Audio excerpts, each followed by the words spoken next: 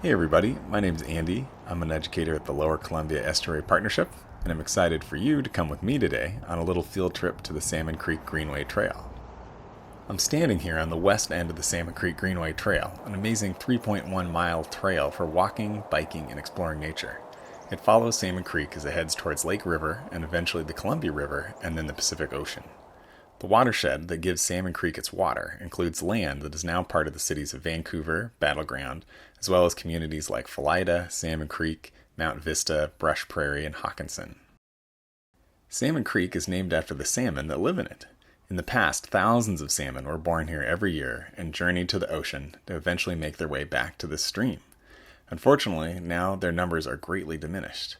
This is because of changes in the landscape caused by recent human activity both upstream and downstream of this site. On our trip, we'll be on the lookout for factors that benefit salmon in their journey or threaten their survival. Use the virtual tool note sheet to keep track of what we find. We'll also learn about how students just like you are working to bring salmon back to Salmon Creek in greater numbers. Before we start, the Lower Columbia Estuary Partnership would like to acknowledge that locations like Salmon Creek are on the homelands of Native peoples who have lived in this region from time immemorial. Currently, there are 42 tribes, 35 of which are federally recognized, that share traditional homelands and waterways in what is now Washington State. They represent multiple tribes and bands. We honor with gratitude the land itself and the tribal nations.